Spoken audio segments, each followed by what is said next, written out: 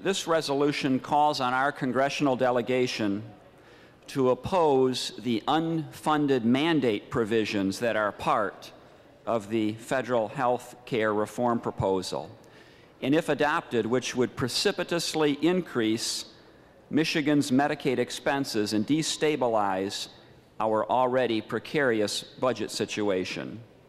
As you know, the measure being debated in Washington contains many controversial features, but one of the little-noted provisions is its potential effect on our budget.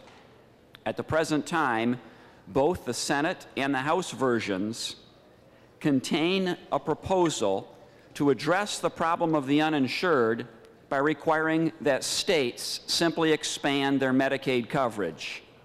In Michigan, we currently cover childless adults whose incomes are under 40% of the federal poverty level. The federal proposals would require us to expand coverage to those whose incomes are up to 133% of the federal poverty level. This addition of tens of thousands of potential new recipients to our current Medicaid program could cost the state tens or hundreds of millions of dollars. This coming at a time when we know we face a large general fund shortfall for next year's budget. Health care has already become the single biggest expense within our budget. Dollars have been diverted from other priorities to allow us to accommodate new recipients. Yet yesterday's Senate Fiscal Agency presentation to our Appropriations Committee, we were reminded that while the community health budget has grown 25% this decade, the higher education budget has been cut 14% and revenue sharing 33%. In fact, we are now at the point where Michigan's Medicaid program is covering nearly 1 in every 5 Michigan residents.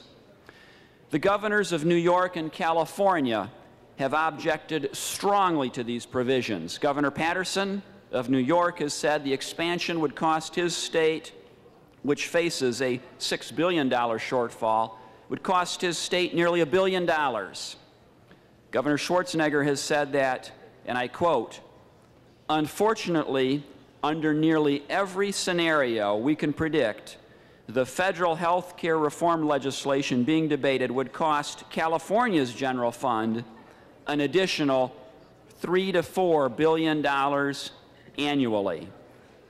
What Michigan and these other states need from the federal government is the freedom to reform and restructure Medicaid so that it better meets the needs of our citizens. Medicaid, as many of us know, has failed the price of government test. Despite spending billions of dollars on Medicaid, Michigan is no healthier. We can no longer afford to sacrifice the education of our children in order to feed the growth of Medicaid. Rather than expand this dysfunctional program that is breaking our budget and diverting dollars away from other priorities, we need to be given the flexibility to fix it.